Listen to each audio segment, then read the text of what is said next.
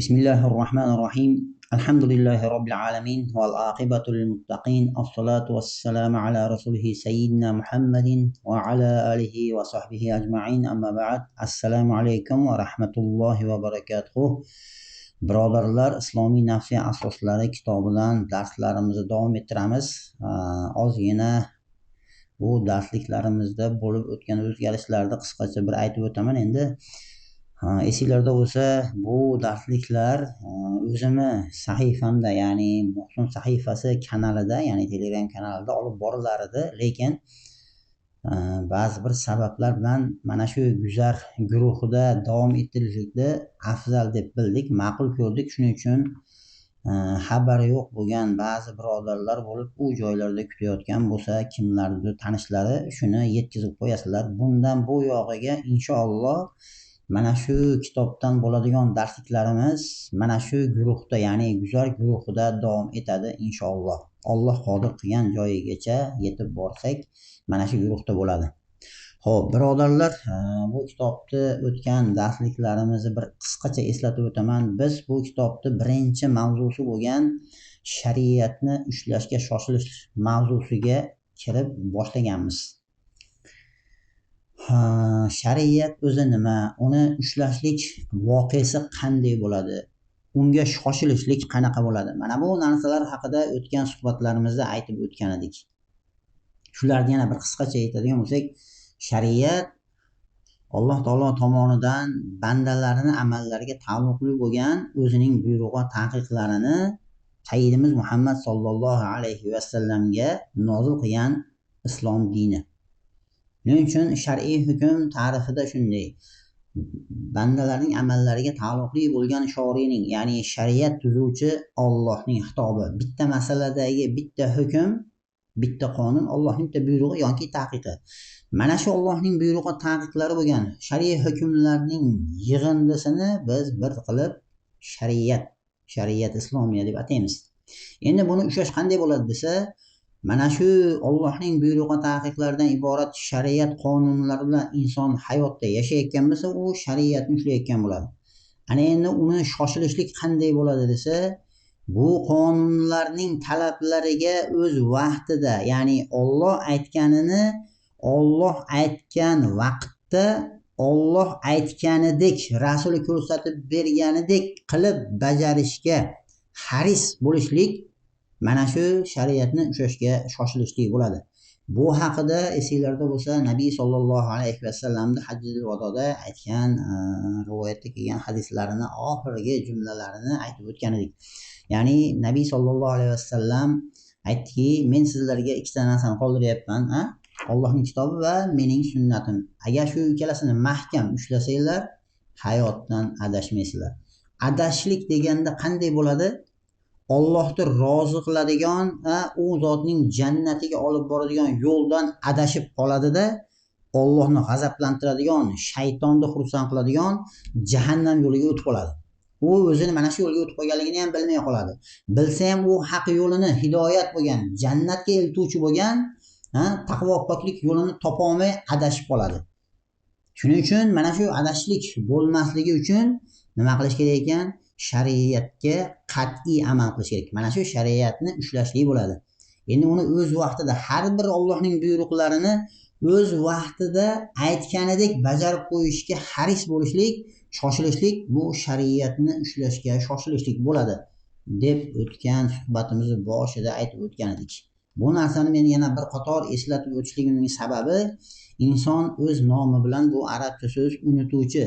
Biz unutuvchi bo'lgan bir mavjudotmiz. Mavjudotlarning ichida fikrlovchi bo'lgan mavjudot bo'lganligimiz uchun doim bir-birimizga eslatib turishlikni o'zimizga lozim tutamiz. Nimaga? Alloh taolo eslating, zero eslatish mo'minlarga foydadir deb aytadi. Shu buyruqdan kelib chiqib, har doim bilganlarimiz bo'lsa ham unutib qo'yishimiz mumkin ekanda, inson ekanmiz, banda ekanmiz. Shuning uchun eslatamiz.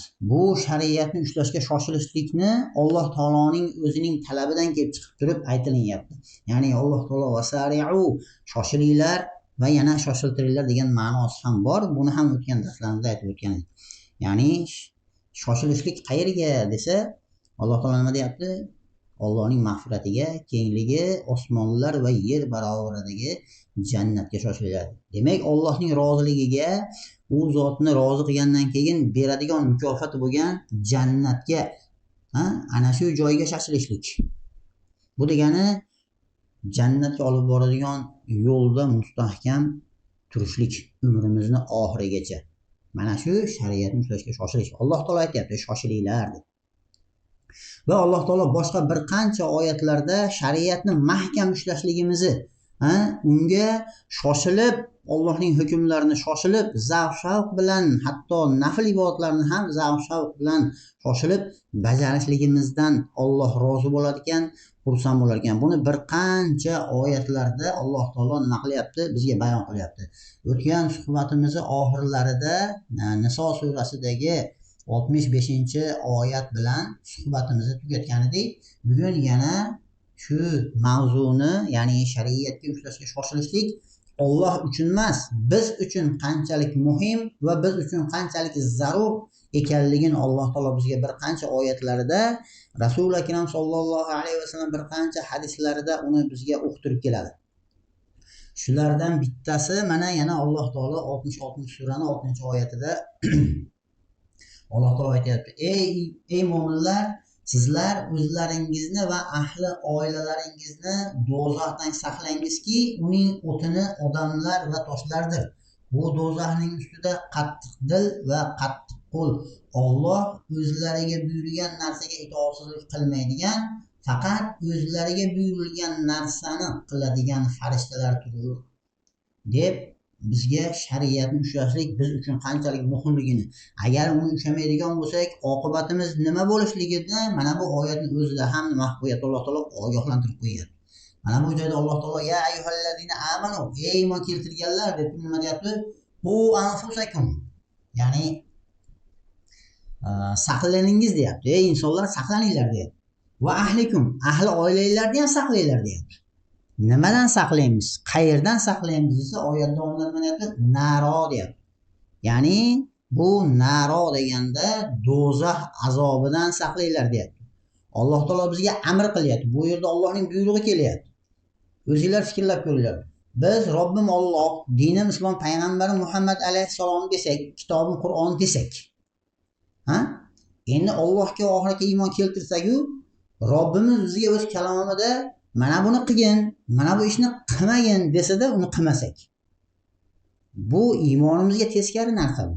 Mana bu narsani Alloh taolo ogohlantirib nima deyapti desa, ya ayyuhallazina amanu, ey iymon keltirganlar, u anfusakum, ya'ni nima qilinglar deyapti?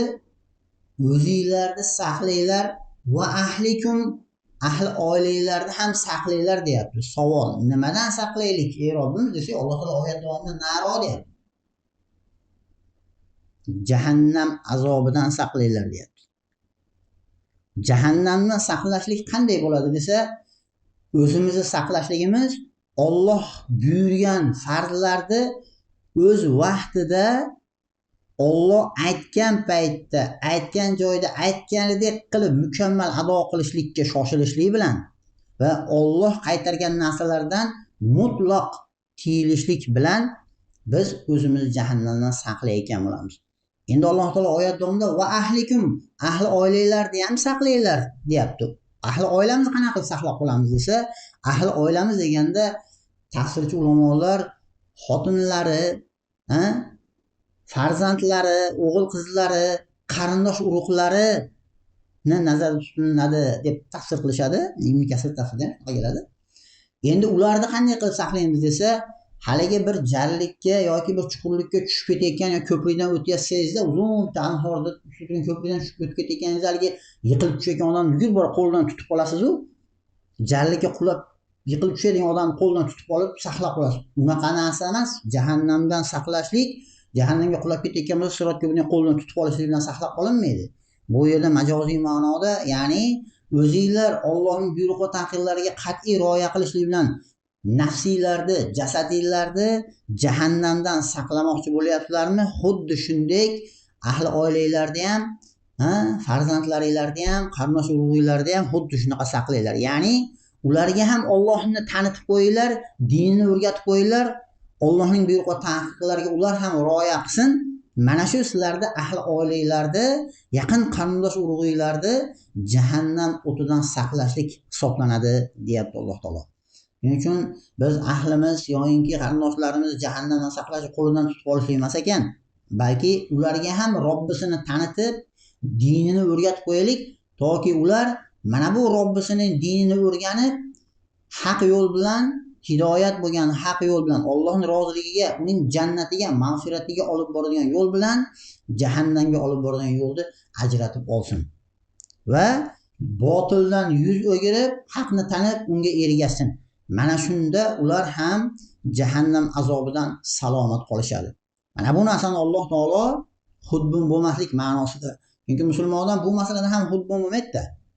Chunki Alloh taolo vasari'u deb shoshilinglar deganda orqasida uni shoshiltiringlar degan ma'nosi ham bor. Buni o'tgan darsda ham aytib o'tgan edik. Biz o'zimizni qanday jannatga shoshilib ketayotgan bo'lsak, demak, ahli oilamizni ham, yaqin qarindoshlarimizni ham shoshiltiramiz. Namozingni o'qigin, ro'zangni tutgin, harom ish qilmagin deb ularga ham dinini o'rgatamiz. Agar biz o'zimiznigina o'ylab, Allohning buyruq va taqiqlariga qat'iy rioya qilish bilan ahli oilamizni unutib qo'ysak, unda nima bo'ladi? Alloh taolo mana bu zimmamizga yuklayotgan buyruqni yarmini bajarib, mana bu oyatdagi yarmini bajarmayotgan bo'lib qolamiz. Tasavvur qilinglarda, o'zingizlar jahannamdan saqlanyapsizlarda, lekin ahli oilalarga dinni o'rgatmayapsizlar. Ha desa, men da'vat qilyapman. Men ko'chada amr ma'ruf nahiy munkar. Men islomiy hayotni qayta boshlash uchun bor kuchim bilan faoliyat qilyapman deb da'vat maydoniga kirib ketganmiz-u, agar u telefonda bo'lsa, kanallar, gruppalar, birorta ijtimoiy tarmoqlar qolmadi. Siz kirib chiqib da'vat yo'lmagan. Lekin siz ahli oilangizni unutib qo'ydingiz. Ahli oilangiz buzuq bo'lgan jamiyatga uydan ko'chaga chiqib kirib yuribdi-da, ko'chadagi axlatlarni uylashtirib kiryapti. Siz undan bexabar qolib ketyapsiz. Ertaga qizingiz, o'g'lingiz yoshi biriga borib qolgandan keyin ko'chadagi buzuq muhit o'zining ta'sirini o'tkazib qo'ysa, ertaga quloqiga gap kirmaydigan xonasigacha yetib borib qoldi. Buning sababi siz ularni nazorat qilmadingiz. Qo'lidagi telefonda nimani ko'ryapti, nimani yoqtiryapti, nimani yoqtirmayapti. Siz oilangizni nazoratdan nima qildingiz? Chetda qoldirib qo'ydingiz. Ha desa, men da'vat qilyapman. Men amr ma'ruf nahiy munkar qilyapman. Yo'q, u narsa bilan bo'lmaydi. Alloh taoloning buyruqlarini mukammal ado qilishligimiz bilan biz Allohni rozi qilamiz. Ya'ni biz qolganlarni ham shoshiltirishlik bilan Allohning rahmatiga qovuşamiz. Faqat o'zimiz shoshilib ketib qolaverishligimiz kerak emas. Shuning uchun jamiyatni isloh qilish uchun da'vat yukini ko'tarib chiqayotgan paytimizda ahli oilalarimizni ham unutib qo'ymaylik. Ular ham jamiyatning bir qismi. Qolaversa Alloh taolo siz bilan bizning zimmamizga mana bu oyatda va ahlikum, ahli oilalarni ham saqlanglar naro jahannamdan deb turib, Alloh taolo o'zimizni saqlashlik bilan birga ahli oilamizni ham saqlashligimizni zimmamizga vojib qilib yuklatib qo'yapti. Kim ahlidan agar e'tibordan chetda qoldirib qo'ysa, ularni Robbisini tanishlik bilan dinini o'rganishlikka bo'lgan e'tiborsizligi tufayli ular mana shu narsada oxiratda zarar ko'ruvchilardan bo'ladigan bo'lsa, uning zarari sizga ham bo'ladi. Nimaga? Chunki Alloh taolo buyrug'ini siz bajarmadingiz. Va ahlikum degan Allohning mana buyrug'ini chetda qoldirib qo'ydingiz. Siz faqat o'zingizni o'yladingiz. Bo'lmaydi bu narsa bilan. Alloh taolo shuning uchun biz jonimiz tanamizda bor ekan, Alloh taolo bizga ogohlantirib aytib qo'yapti. Ey iymon keltirganlar deb turib shartmas ekanda, ey Abu Abdulloh, ey Komil, ey Abu Mu'tasim deb shartmas ekanda, agar siz bilan bizda Allohga va oxirat kuniga bo'lgan qalbimizda iymonimiz bormi? Mana bu xitob aynan sizga aytilyapti. Mana bu xitob aynan menga aytyapti. Chunki men Allohga va oxirat kuniga iymon keltirdim. Qur'onga iymon keltirdim. Muhammad alayhissalomning payg'ambar ekanligini tan olib tasdiqladim, iymon keltirdim. Xuddi shunday Abu Mu'tasim ham, Muhammad ham shunaqa, Hasan ham shunday. Demak, u har birimizga qilinayotgan xitob bu. Mana bu Robbimiz har bir xitobiga o'ta hushyor bo'lishimiz kerak. O'ta jiddiy munosabatda bo'lishimiz kerak. Nimaga? Mana bu narsa biz uchun muhim. Alloh uchun muhim emas, biz uchun muhim. Agar bu narsalarga biz e'tiborsiz bo'ladigan bo'lsak, oqibatimiz juda ham ayanchli bo'lib qoladi. Dunyoda ham rasvoyimiz chiqadi, oxiratda undan-da yomonroq bo'ladi. Mana shu yomonroq bo'lishligi nima bilan bo'ladi desa, Alloh taolo oyat davomida nima deyapti? Saqlanglar jahannamdan. U qanday joy desa, u yer shunaqa joyki deyapti, u yerning o'tinlari odamlardan bo'ladi, toshlardan bo'ladi deyapti. Qilyapsizmi? Odamlar u yerda yonadi, erib oqadi yiring bo'lib, lekin o'lmaydi. U yerda o'lim ham yo'q, yashash ham yo'q, sabr toqat ham qilish yo'q. U yerda na o'la olur, na yashay olur deyapti Alloh taolo. Dunyoda siz diningizni, da'vatini ko'tarib chiqqaningizda podvolga olib kirib olib rasa uradi. Sen nima xalqni dushmani bo'lib betda siyosatga qarshi chiqyapsan? O'zingni bilib o'zgani qo'y, jim yursang bo'lmaydimi ochqonning kunch qulog'im deyapti-da, nima deyapti? Siz olib kirib urib o'ldirib qo'yyapti. Lekin ular urayotgan paytda charchab dam oladigan paytlari bo'ladi. To'xta qo'y, o'lqmasa bir qutum suv berib qo'y deydi. Lekin jahannamda-chi, unaqa joy emas jahannam. U yerda o'lish ham yo'q, yashash ham yo'q. U yerda ozgina dam olish ham yo'q. Azob ustiga azob yog'diramiz deyapti Alloh taolo. Agar biz o'zimizni ham ahli oilamizni ham qo'shib jahannamdan saqlash uchun harakat qilmaydigan bo'lsak, mana shunaqangi jahannamning o'ti yetadi deyapti.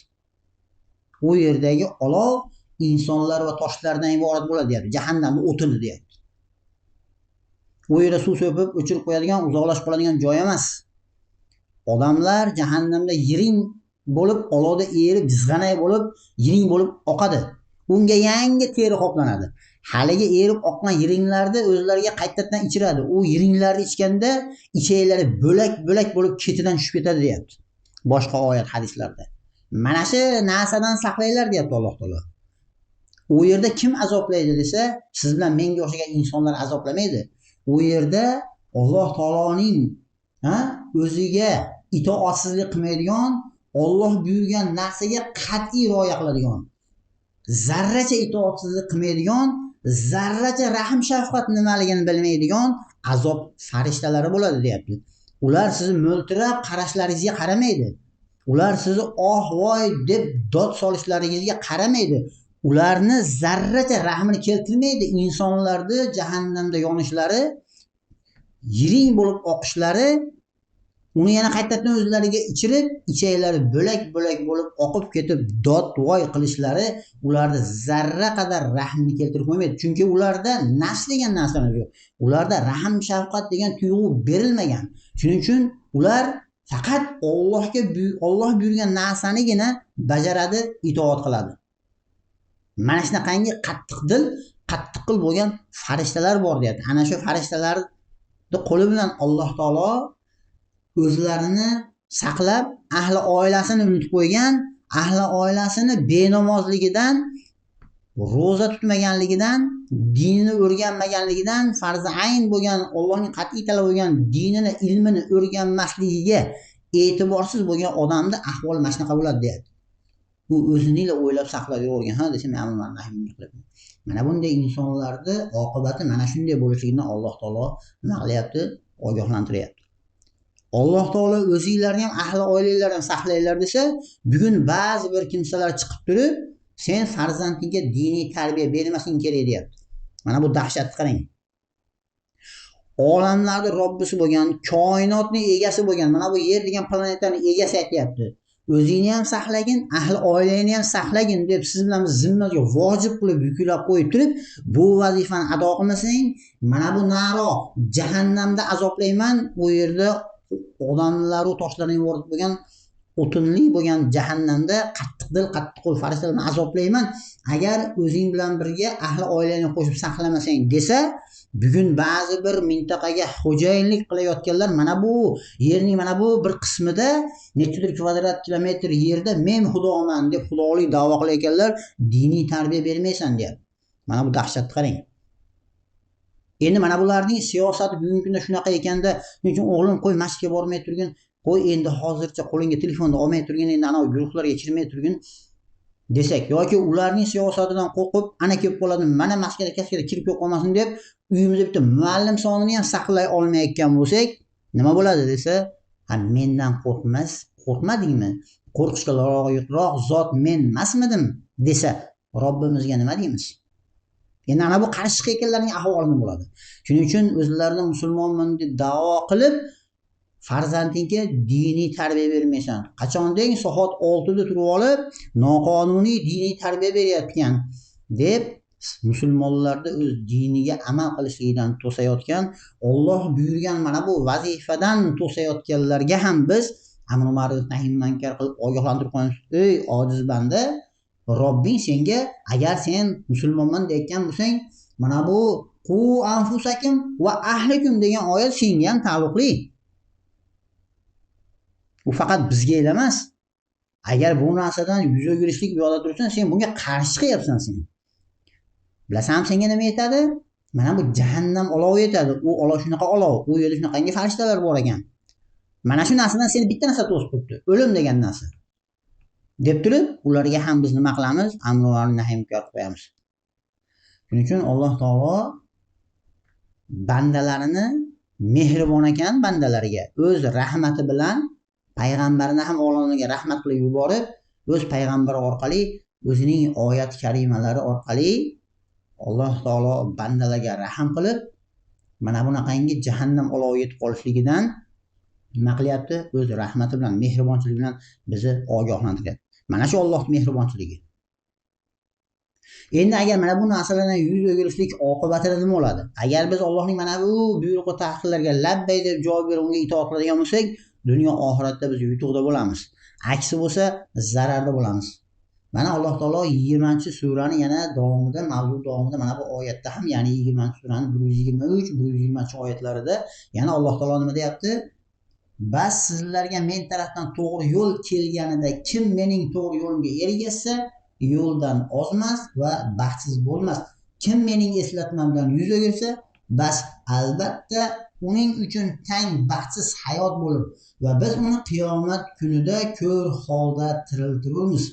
U Parvardigorim nega meni ko'r qilib tiriltirding?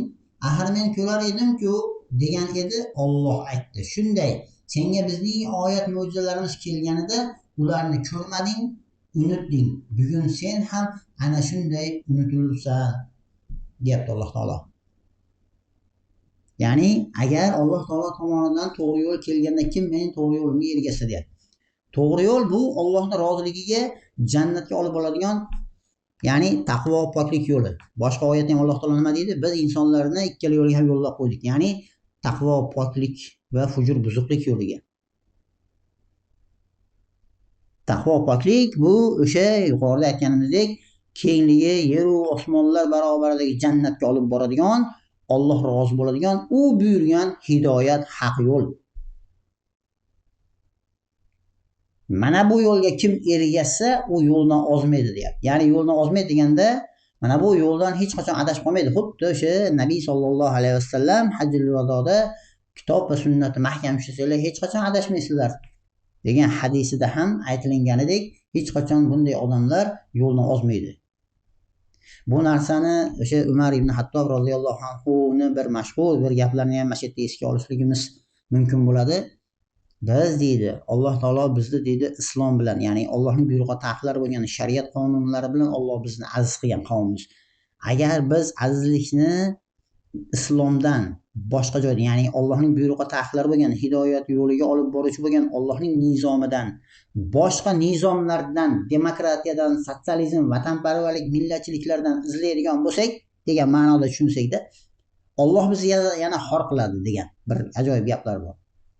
Lekin mana bu narsani mahkam ushlaydigan bo'lsa, hech qachon bunday insonlar yo'ldan ozmaydi, baxtsiz ham bo'lmaydi. Endi Alloh taolo shu o'zini to'g'ri yo'lini ko'rsatdimi? Alloh taolo o'zi tarafdan qilinadigan ishni qildimi desa, bandalari uchun Alloh tomonidan qilish kerak bo'lgan barcha narsalarni mukammal ado qilib qo'ydi Alloh taolo. Chunki biz Alloh taolodan haq hidoyat yo'lini olib kela olmaymiz, to'g'rimi? U borliq doirasidan tashqarida. Biz nafaqat jismonan, haqqo fikran ham bu doiradan tashqariga chiqa olmaymiz. Shuning uchun Alloh taoloning roziligiga olib boradigan haq hidoyat yo'lini bizga Alloh taolo tomonidan yuborilish kerak. Va Alloh taolo bu narsani yuborib qo'ydi payg'ambar orqali. To'g'rimi? Bu islom dini. Biz mana shu dinni qabul qilib, mana shu dinni egasiman deb, musulmonman deb da'vo qilyapmiz. Demak, Alloh taolo bizga o'zini roziligiga olib boradigan to'g'ri haq hidoyat yo'lini nima qildi? Yetkizdi. Alloh tomonidan qilinish kerak bo'lgan ish qilindi. Endi ketidan aytib turayaptiki, mana shu yo'lga kim ergashsa adashmaydi deyapti. Endi Alloh taolo bizga bu yo'lda yurish oqibati qanday bizni ajr mukofotlar kutayotganligini, aksi bo'lsa nimalar kutayotganligidan nima qildi? Ogohlantirib, xuddi yuqoridagi oyatdek eslatib qo'ydi. Endi mana bu narsadan yuz o'girganlarda oqibat haqida Alloh taolo nima deyapti? Kim mening eslatmamdan, ya'ni hidoyatga eltuvchi bo'lgan, jannatga eltuvchi bo'lgan haq yo'li haqidagi Robbisining eslatmalarini unutsa yoki yuz o'girsa, kim mening eslatmamdan yuz o'girsa, bas albatta uning uchun tang baxtsiz hayoti bo'ladi deyapti.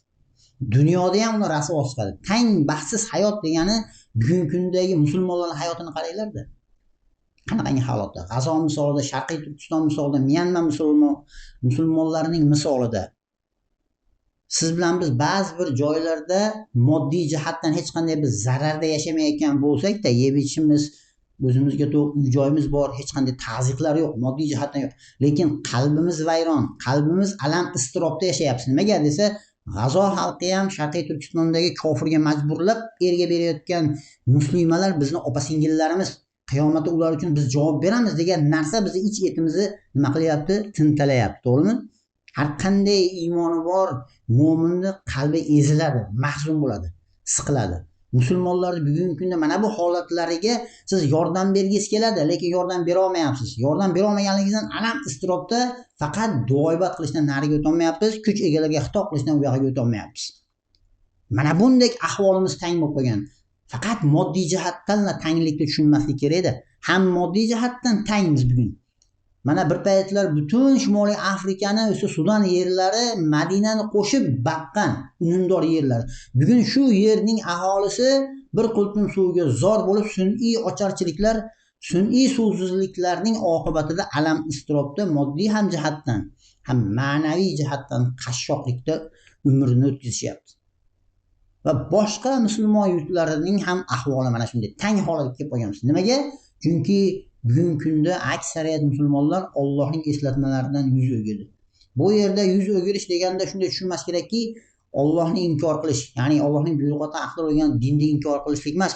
Yuz o'girishlik so'zda bo'ladi, amalda ham bo'ladi. So'zda yuz o'girmayapsiz, namoz farz deyapsiz-da, tan olyapsiz. Lekin namozni o'qimayapsiz. Bu amalda yuz o'girishlik bo'ladi. Namoz Allohning qonunlaridan bittasi, shariat qonunlaridan bitta talab. Alloh taoloning minglagan qonunlari bor. Qaysiki u biz qat'iy rioya qilishimiz kerak bo'lgan. Chunki biz iymon keltirgan, bizning iymonimiz, islom aqidasi bizdan shariatga to'liq amal qilib yashashlikni talab qilyapti. Mana bu talab bajarilmaguncha Alloh taolo bizdan rozi bo'lmaydi. 99 ga 1% agar buyruqlar bajarilmayotgan bo'lsa, Alloh bizdan rozi bo'lmaydi. Demak, biz ham rozi bo'lmasligimiz kerak.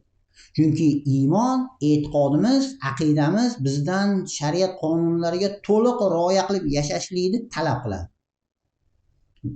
Boshqa bir oyatning ma'nosida Alloh taolo aytadi-ku, Allohning hukmini qo'yib, biror bir mo'min va mo'mina uchun Allohning hukmini qo'yib o'z ishlarida ixtiyor qilish joiz emas. Allohning bitta hukmidan ham yuz o'girishlikka ruxsat yo'q. Islomga kirgandan keyin unda tanlash ixtiyor yo'q shariat qonunlari masalasida. Mana bu narsa amalda yuz o'girishlik bo'ladigan bo'lsa ham u yuz o'girishlik bo'laveradi. Tasavvur qiling, namoz farz desangiz o'qimasangiz. Siz namozni farz deb tan olishligingiz jahannam azobidan saqlab qoladimi? Yo'q. Chunki Nabiy sollallohu alayhi vasallam nima deyapti? Kimki bir mahal namozni tark etadigan bo'lsa, qasddan 80 ming yil jahannam azobi yetadi deyapti. Bir kunda 5 mahal namoz bo'lsa, shulardan bittasini tark qilsa 80 ming yil azob.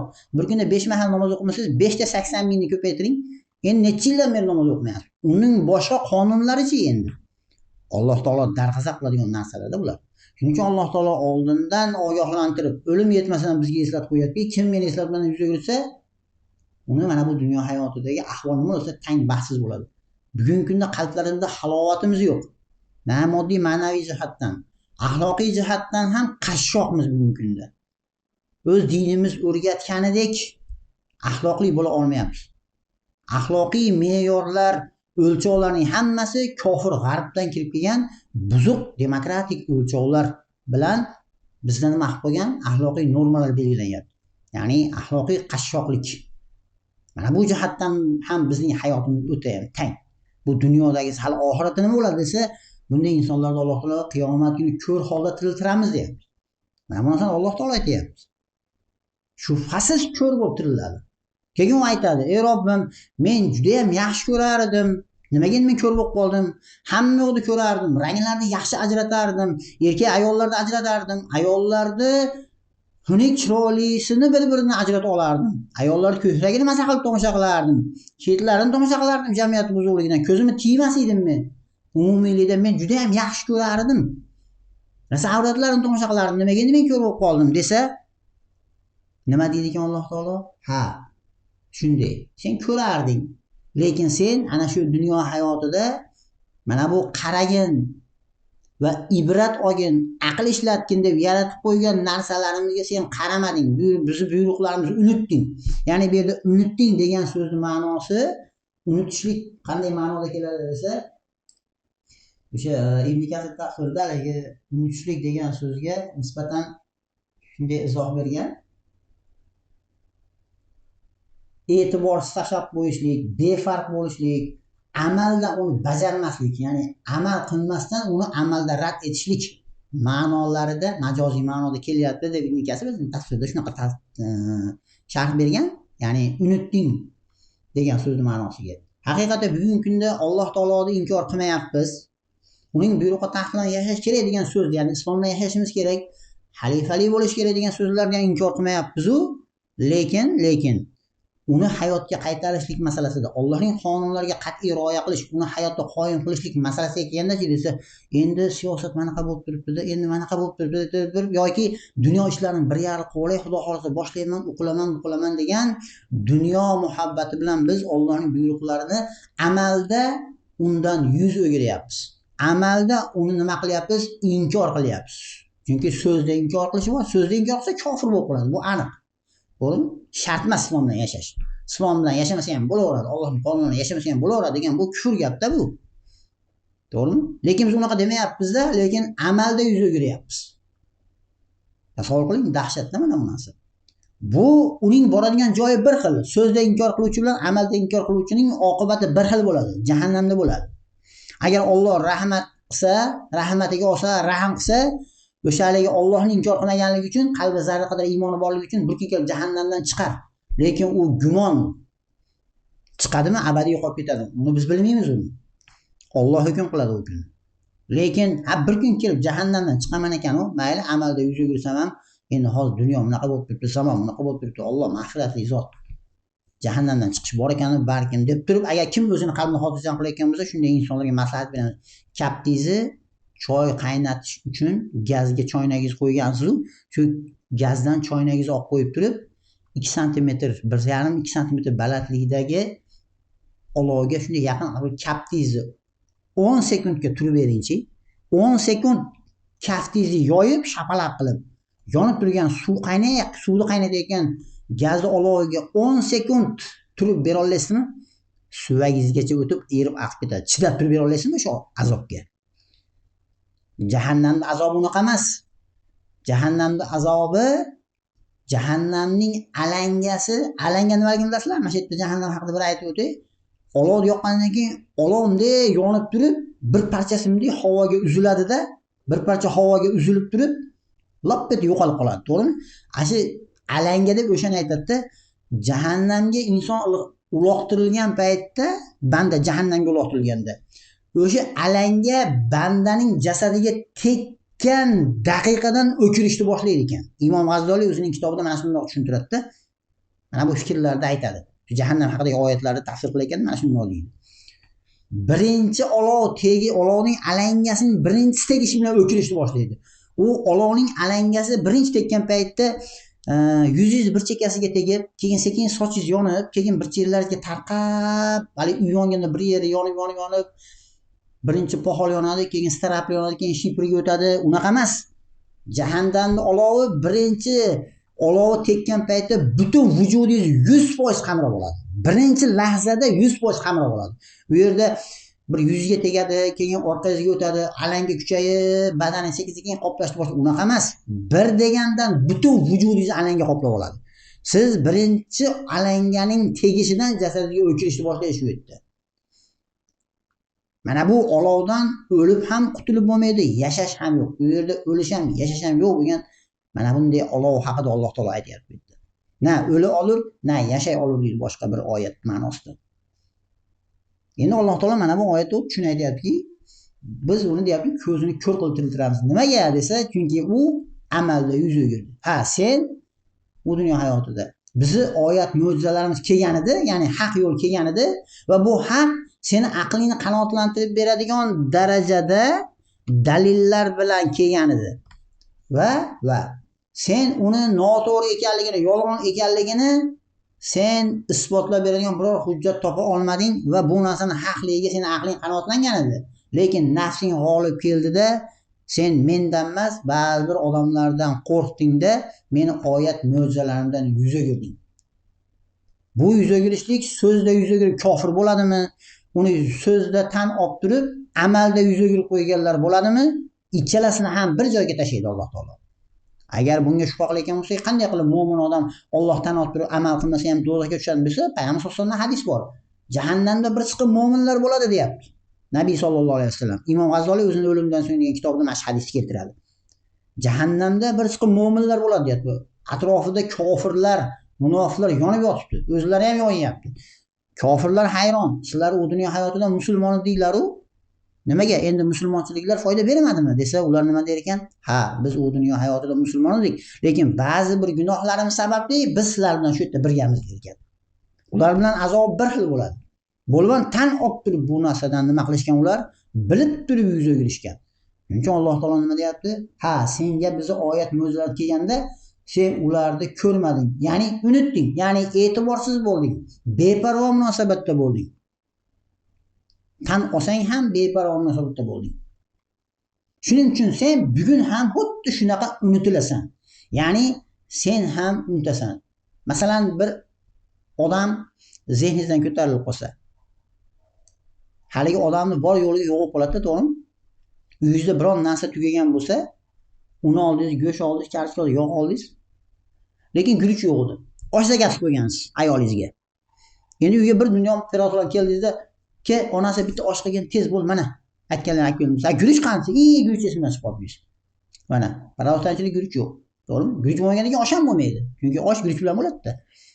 Alloh taolo sizni unutadi. Ya'ni sizni e'tiborsiz tashlab qo'yadi. Siz Allohning buyruq va ta'qididan qanday e'tiborsiz yondoshgan bo'lsangiz, Allohning qonunlariga qanday beparvo munosabatda bo'lgan bo'lsangiz, bu sizni Allohni mensimasligingiz bo'ladi. Alloh sizga mana bu ishni qilgin desa, siz unga beparvo munosabatda bo'lasiz. To'g'ri, shuni qilish kerak deyapsiz-da, nafsingiz g'olib kelib qilgingiz kelmayapti. Beparvosiz. Ya'ni amalda yuz o'giryapsiz.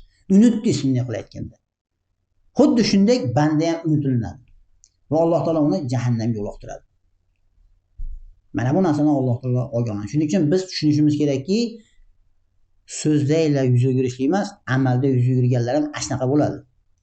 Bugun tan olib turib, to'g'ri islomda yashash kerak, islomiy hayot bo'lish kerak deyapti-da, lekin nima deyapti chiqib olib turib ba'zilar to'g'ri shariat qonunida yashash kerak deb qo'yadi. Lekin shariat qonunlari yo'q, nima qilamiz desa, shariat qonuniga zid bo'lmaydigan qonunlar bilan yashab tursa bo'laveradi deb turib fitna qilyapti. Nauzubillah. Allohning diniga qarshi o'zi amal qilmasdan unga isyon qilib fosiq bo'lyapti. Qolganlarni ham shunga da'vat qilish bilan fojir bo'lib qolyapti. Qarang, fujur buzuqlik qilyapti. Buzuqlikka da'vat qilyapti, buzuqlikka chaqiryapti. Nima deymiz? Shariat qonunida yashash kerak ekan, lekin u bugun yo'q. Mana bu gapning orqasidan nima kelib chiqish kerak edi? Shariat qonunlarini yo'qligini sababi uni tatbiqlagan davlat yo'q. Demak, davlat qoyim qilishimiz kerak. Shunda biz shariat qonunlariga to'liq yashashga harakat qilayotgan bo'lamiz. Mana shunda biz johiliyat o'limidan o'lamiz demayapti-da, shariatga zid bo'lgan qonunlar bilan yashab tursak bo'laveradi. Shariat o'ng tomoningizda shariat qonunlari turibdi, Qur'on turibdi, chap qo'lingizda konstitutsiya turibdi. Yana boshqa nizomlar turibdi. Mumkinmi shariatga to'g'ri keladigan qonun bormi? Shariat o'zi bir butun qonun bo'lsa, endi unga zid kelmaydigan qonunlar bormi? U qonunlar qaysi ishlarni hal qilyapti? O'sha qonunlar hal qilayotgan ishlarni shariatimiz o'zi hal qilmaganmi? Bu dunyo hayotida shariat aralashmagan sohamiz bormi? Yo'q-ku, to'g'rimi? To'shagimizdagi xotinimiz bilan jinsiy munosabatlarimizgacha shariat qonunlari aralashgan. Hayvonlar kabi qo'shilmanglar deyapti Nabiy sollallohu alayhi vasallam. Hayotimizning har bir sohasiga, har bir holatimizga Alloh taolo aralashgan o'zining shariat qonunlari bilan. Mana bu narsani hayotdan ajratib qo'yyapti-da, ya'ni Allohning nizomini hayotdan ajratib qo'yyapti-da, ajratib qo'yganlarning safiga o'tib olib turib musulmonman deb turib, boshqa qonundan yashab tursa bo'laveradi deb fojirlik qilyapti. U amalda yuz o'giryapti mana bu narsadan. Mana bunday insonlarni Alloh taolo ko'r qilib tiriltiraman deyapti. Allohning shariat qonunlarini tan olsa-yu, unga beparvo munosabatda bo'lsa, unga amal qilishlikda suskashlik qilayotgan bo'lsa, demak u Robbisini mensimayapti u odam. Otangiz buyruq berib, o'g'lim mana ishlarni qilib qo'ying desa, bo'pti desangizda, kechgacha shuni qilib qo'ying, men kechga ishdan kelganda shu ishlarni menga qolmasin desa, siz xo'p bo'ladi otajon desangizda, otasi ketgandan keyin telefon chiqilib, boshqa qilib o'yin kunini o'tkazdingiz, otangiz ishdan kelishga 1 soat bo'lgan, lekin 2 soatlik ish turibdi, hali boshlanmagan. Qilaman-da desangiz, bu otangiz mensimaslikda bu. Lekin siz unaqa qilmaysiz, to'g'rimi? Otangiz hurmati otada u yuziga qarab uf demaganda turib bajarib qo'yasiz.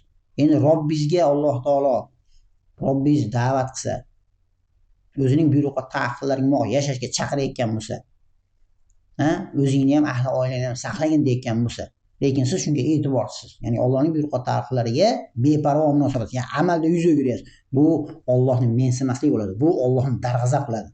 Allohning minglagan qonunlariga shunaqa e'tiborsizlik bor mumkin.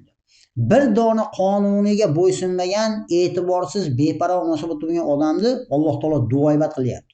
Tasavvur qiling, Allohning bitta qonunini bee'tibor qaragan odamni Alloh taolo nima qilyapti? Qarg'ayapti. Bir inson siz qarg'asin-da, badalini muzlab qoladi. Nima deyapsan sen deysiz, to'g'rimi? Agar bitta duoibat qilsa. Bizlar o'zbeklarda qarg'ish degan so'z qattiq olinadi-yu. Arabiy so'zni aytsangiz duoibat degan so'zni og'ir olamiz, to'g'rimi? Alloh kifoya qilsin senga desa bittasi, nohaqlikni aytsam bir badaningni muzlaydi-da, nima deyapsan deb. Lekin olamlar Robbisi qarg'ayapti, duoibat qilyapti. Kimni desa kofirni emas. Namozxonlarni duoibat qilyapti Alloh. Tasavvur qiling, namozxonlarga vayl bo'lsin. Ya'ni vayl degan jahannamning bir vodiysi bor. Mana shu joy bo'lsin senga deyapti. Kimga desa, namozxonlarga deyapti. Nauzubillah, Alloh namoz o'qi, jannatni beraman deyapti, lekin mana bu oyatda nima deyapti? Namozxonlarning holiga vayl bo'lsin deyapti. Qanaqa namozxonlar ular desa, namozlarga beparvo bo'ladi. Vaqtiga, ruku sujudlariga, xushu-huzurlariga e'tiborsiz o'qigisi kelib o'qimay, bomdodni o'qisa peshinda o'qimay, peshinda o'qisa bomdodni o'qimay, uxlab qolibmi, zvanoyni qo'yib qo'ymadingmi? Uydagilarga tayyorlab qo'ymadingmi? Ahli ayolingga tayyorlab qo'ymadingmi? Ota-onangga tayyorlab qo'ymadingmi yoki telefoningiz zvonogiga qo'yib qo'ymadingmi? Desa, shuni qo'ymayapman. Kechqurun shuni qo'ysa bo'larmi? Bo'lmas edi. Lekin bomdodni tark qilib qo'yishlik bilan ham ixtiyorlik bor. Tadbirlarni qilib qo'ymasdan uxlab qolgan bo'lsa, uni muhosaba qilsangiz, pinagi parvoga kelmayapti. Ya'ni bundan ichidan bitta pasha o'tib ketganda o'zini his qilyapti. O'zini aybdor his qilmayapti. Ichi ezilib, diqqat o'qimayapti. Badani muzlab, istig'for aytib, yana boshqa ko'p solih amallar qilishga shoshilib, hali bomdodni o'zining ixtiyori bilan sabablarini qilib qo'ymasdan uxlab qolganligini yuvib qo'yadigan solih amalga shoshilmayapti u. Qalbida ham shoshilmayapti. Amalida qo'yavering. Nima deyapti? Ha, inshaalloh. Alloh mag'firatli zot deyapti. Lekin bilmaydiki, Robbisi nima deyapti unga? Alloh barcha gunohlarni kechirib yuboraveradi deguvchi shayton sizlarni aldab qo'ymasin deyapti. Bu shaytonga aldanyapti-da, o'zini aybdor his qilmayapti. Allohning bitta qonunlaridan bittasi bu. Vaqimus solah deyotgan Allohning talabi. Mana shu bitta Allohning qonuniga o'qimagan, 100% yuz o'girgan emas, o'qimay beparvo munosabatda bo'lgan odamni Alloh taolo nima qilyapti? Duoibat qilyapti. Olamlar Robbisi qarg'ayapti. Endi Allohning minglagan qonunlarining hayotdan tashqarida bo'lishligiga, mensimasligiga, balki ularga toshlar otilanyapti, haqoratlar qilinyapti, tahqirlanyapti bu qonunlar. Qur'onlar yoqilyapti. Mana bu narsani oldini oladigan ishga nisbatan beparvo munosabatda bo'lgan, undan amalda yuz o'girayotgan odamni Alloh taolo nima deyapti? Undan intiqom oladi. Uni ko'zini ko'r qilib tiriltiraman deyapti. U dotvoy soladi, nimaga meni ko'zim ko'rib qoldi? Lekin Alloh taolo unga keltirib beradi, nima uchun uni ko'zi ko'rib qo'yganligini. Agar u inkor qilayotgan bo'lsa, tilini muhrlab qo'yib, butun a'zolarni gapirtirib qo'yadi Alloh taolo. Yosin surasida aytadi-ku, tillari muhrlanib, a'zolar guvohlik beradi, deyapti-ku. Mana shunaqa bo'lib qolishligidan Alloh taolo o'zi saqlasin. Shuning uchun biz Allohning har bir buyruqlariga beparvo munosabatda, hatto sust munosabatda bo'lishligimiz ham mumkin emas. Haqqimiz yo'q unga. Natijada nima bo'ladi? Dunyoda mana qanday tang baxtsiz hayot bo'ladi. Mana bugun ahvol ko'rasizlar. Shunaqangi odamlar borki, da'vat qilsangiz to'g'ri, sen aytgan qilishga, lekin deydi, men oilam manaqa, sharoitim bunday, mana iqtisodiy problemalar bor, shular birga qilib olay, adyolni boshimga yopsam, oyog'imga yetmayapti, oyog'imga tortsam, bolam ochilib qolyapti, mana shu tomondan oshna olmayapman, nima qilay, deyapti-da. Dinini o'rganib, uning da'vatini ko'tarib chiqishligidan to'siyapti uni kambag'alligi, miskinligi. Alloh taolo qiyomat kuni Isodan ham sen kambag'alroqmiding desa nima deydi u? Boyligim meni g'aflatda qoldi, Sulaymondan ham boymiding desa nima deydi u? Shuning uchun Alloh taolo mana bu jahannam oloviga yetib qolishdan o'z mehribonchiligidan bizni nima qilyapti? Eslatib, ogohlantirib qo'yyapti. Bugun shunaqangi zamonlarga to'g'ri kelib qoldik. Robbisini tan olib, uning buyruqlariga beparvo munosabatda bo'ladigan, o'zi bilibmi, bilmaymi, Robbisiga beparvo munosabatda buyruqlar bo'lishligi bilan Robbisini mensimaydigan musulmonlarning zamoniga kelib qoldik. Mana bu bugungi shunaqangi zamon, haq bilan botilda ajrata olmaydigan darajadagi bir fitnalar ko'paygan bir davriga Alloh taolo siz bilan bizni guvoh qilib olib kelib qo'ydi. Va mana bu kundagi buzuqlikni isloh qilishlik vazifasini zimmamizga buyuk sharafli ishni zimmamizga yuklab qo'ydi.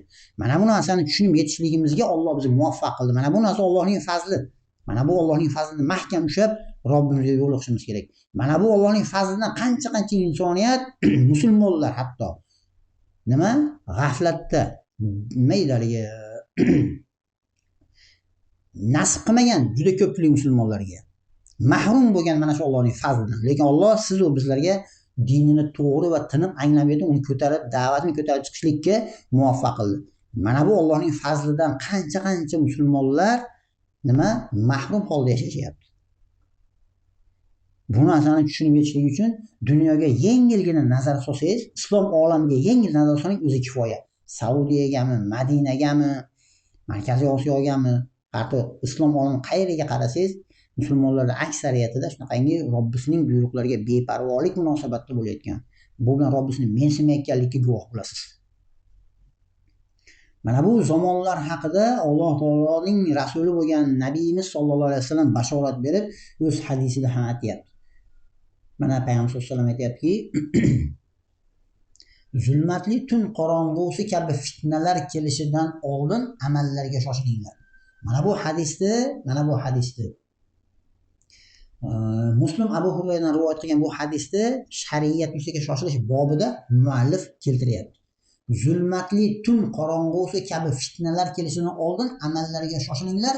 Bu fitnada kishi mo'min holida tong ottirib, kechga borib kofir bo'ladi. Mo'min holida kech kiritib, tongga borib kofir bo'ladi. Dinini arzimas dunyo moliga sotib yuboradi. Mana Muslim rivoyatida Abu Hurayradan chiqargan bu hadis. Alloh taolo o'zi saqlasin. Bugun ayni mana shu zamonga go'yoki guvoh bo'lib turganligimiz. Ya'ni zulmatli tun qorong'usi. Masalan, agar quyosh botsa, qop qorong'i zimiston bo'lsa, yoki uyingizda svet yo'q bo'lsa, o'zingiz borib bir narsani olishingiz kerak bo'lsa, poypaslarni qo'lingizda bir fonaringiz bo'lsa, poypaslarni qoqilib ketmay deb topib qidirib, qanaqangi mushkul. Qop qorong'i joydan sizga bir narsa kerak, bir buyumish kerak bo'lib qoldi bir xonada. Lekin uni qayerga qo'yganingizda shu xonadaligini bilasiz. Qidirib topguncha qancha vaqt ketadi, qancha sizga mehnat, mashaqqat bo'ladi, to'g'rimi?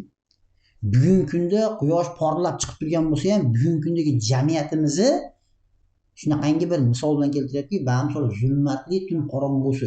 Ya'ni zulmatli tun degani bu haq bilan botil qorishib ketgan, qaysi biri haq, qaysi biri botil ekanligini ajrata olmaydigan darajada fitnalar ko'payib ketgan. Fitnalar kelishidan oldin deyapti. Bugungi kunda xuddi mana shu zamonga guvoh bo'layotgandekmizda go'yoki. Fitna degani bu o'zi arabcha so'zda, to'g'rimi? Mana oyatda ham keladi-ku, astag'firullah, al fitnatu ashaddu minal qatl. Tasavvur qilinglar. Ya'ni haqdan burish degani. Haq bu islom. Haq hidoyat yo'lidan burish deganida u fitna degani. Bugungi kunda shunaqangi fitnalar uchganki, ba'zi odamlarni da'vat qilsangiz nima deyapti? Uni eshitsang ham, buni eshitsang ham to'g'riga o'xshaveradi. Lekin sen uni noto'g'ri, bir-birini zolaning mubinda ayblaykan. Qaysi biri haq, qaysi biri to'g'ri yo'lda yuribdi? Shu narsani bir ajratib ham bo'lmaydi. Kimga qarasang, kimni eshitsang, hammasi o'zini to'g'riman deydi. Samarqandda ham o'zini to'g'riman deydi, hizbiylar ham o'zini to'g'riman deydi. Tabliğ ham o'zini to'g'riman deyapti. Akromiylar ham o'zini to'g'riman deyapti. Sen adashgansan deyapti. Salafiyman deganlari chiqib olgan mana bular o'zim biz to'g'rimiz deyapti. Lekin qaysi bir haq yo'ldaligini ham ajrata olmaydigan darajada bo'lib qolgansan deyapti. Qaysi biriga ergashgan hayvonsan deyapti. Odamlar haq qaysi tomondaligini ajrata olmay garang go'yoki.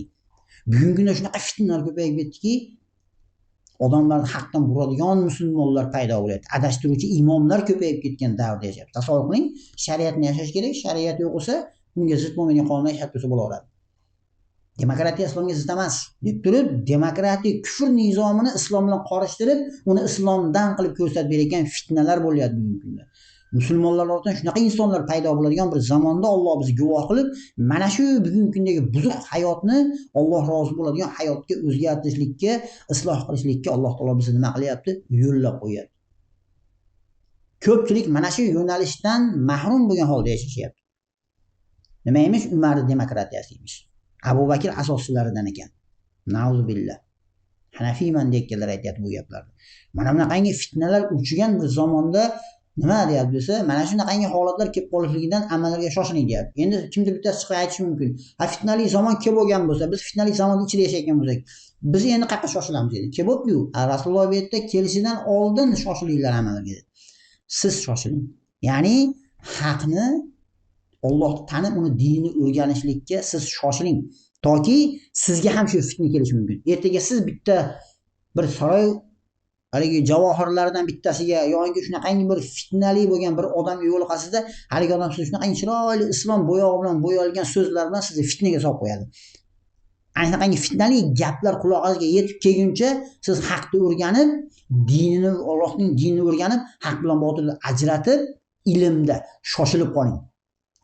Va siz amallarga shoshilib qoling. Amal deganda faqat namoz o'qib, ro'za tutib yuravering demayapti bu yerda.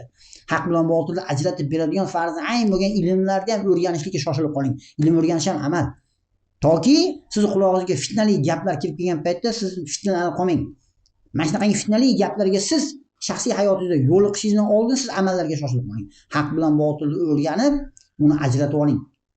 Toki o'zingizni ham, ahli oilangizni ham mana shunaqangi fitnaning oqibatida jahannam olovi yetib qolishidan saqlab qoling. Aytishyapti, hech qanday islomda ijtihod yo'q deyapti. Mana bu fitnani qarang, islomda ijtihod yo'qmish. Ummatning taraqqiyoti, yuksalishi ijtihod bilan bo'ladi. Buni biz yaxshi bilamiz. Lekin ijtihod yo'q deb turib dalil keltiryapti. Dalil oyat, hadis emas. Dalil voqelikdan dalil keltiryapti. Ha desa, bitta ijtihod qilib bittasi to'g'ri ijtihod qilsa bitta savob, ikkita savob, xato ijtihod qilsa ikkita savob. Bitta savob bo'lar ekan. Deb turib, bitta insonga ijtihod qilib to'g'ri takfir bersang, takfiring to'g'ri chiqsa ikkita savob, berayotgan takfiringga xato chiqib qolsa bitta savob bo'ladimi? Nima degan gap bu? Qanaqa ijtihod? Ijtihod degan so'z yo'q islomda deb turib, nimani keltiryapti? Mana bunaqangi fitnali zamonlarda yashayapmiz. Fikr erkinligi islomga zid emas, din erkinligi ham islomga zid emas deb demokratiyaning tamoyillari bo'lgan, ya'ni kufr nizomining ustunlarini islomdan qilib ko'rsatib beryapti. Mana la ikraha fid-din deyapti, dinda zo'rlash yo'q deyapti. Sen nimaga dinga majbur qilasan?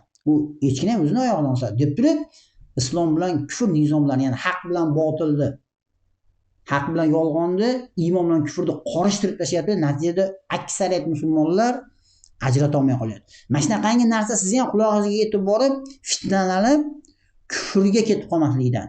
Ya'ni kufrga degandan murod dindan chiqib kofir bo'lib ketishligi ham mumkin.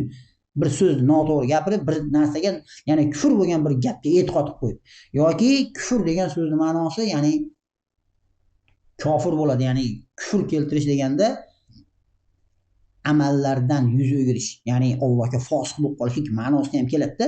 Dindan yuz o'girib, so'zda yuz o'girib kofir bo'lishlik bor. Amalda yuz o'girib ham Allohning buyruqlariga kufr qilib qo'yish mumkin-da.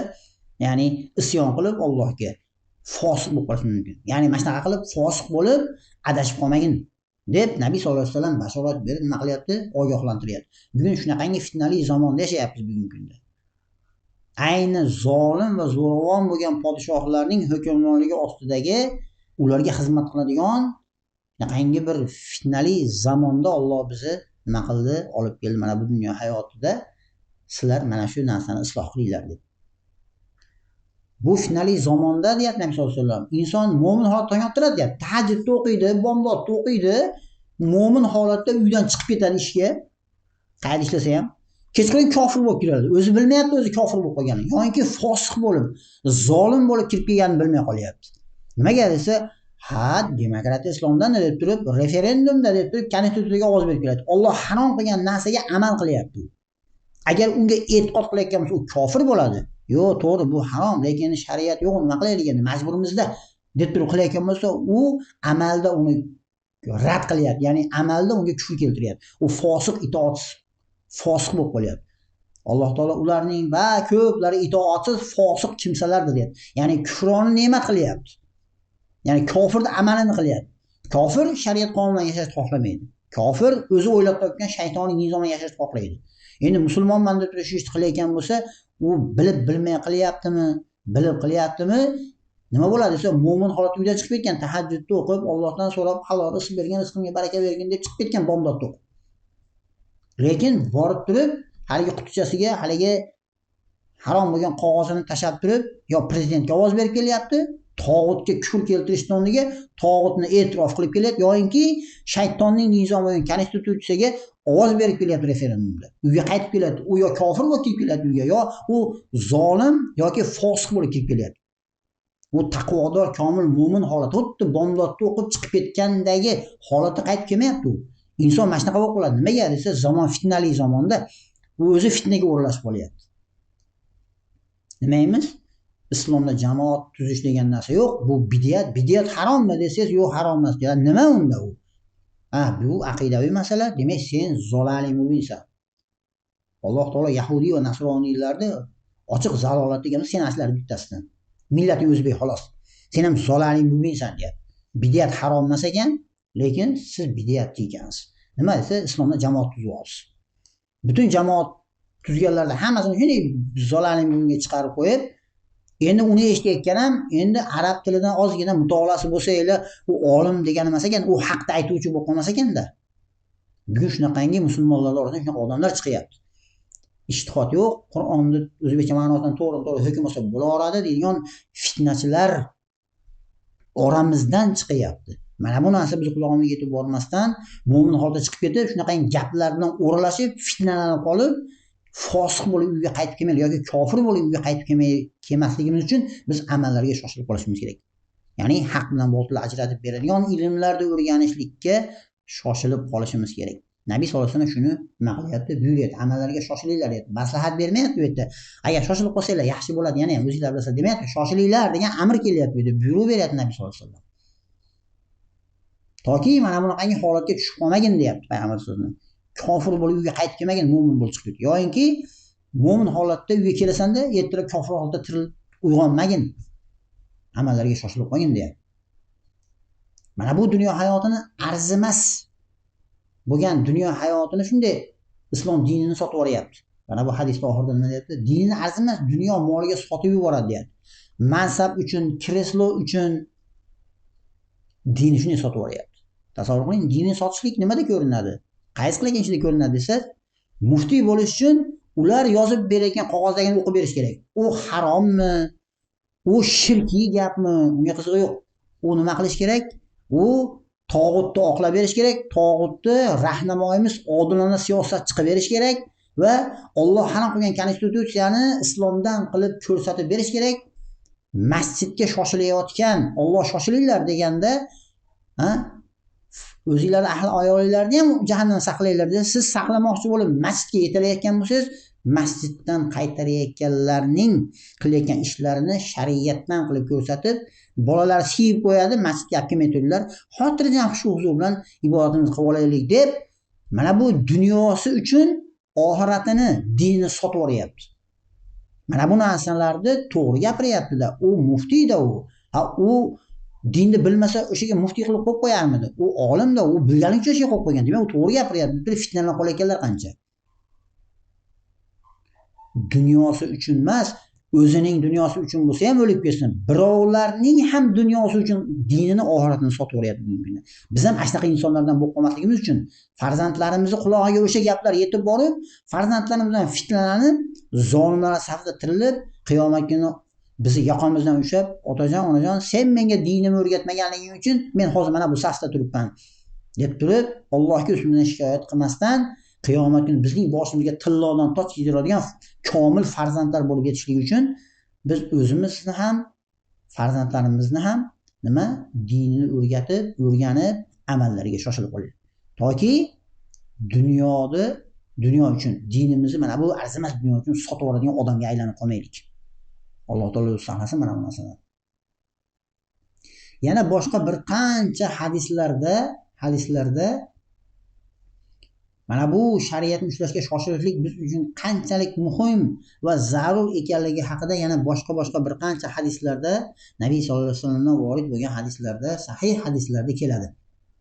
Inshaalloh yana mavzuning davomida birodarlar keyingi shanba mana shu Toshkent vaqtidan 12:00 da Alloh nasib qilsa inshaalloh yana boshqa rivoyatlarda kelgan shariatni ushlashga shoshilishlik qanchalik muhim biz uchun zarur ekanligi haqidagi hadislar bilan yana mavzuning davomida tanishib boramiz.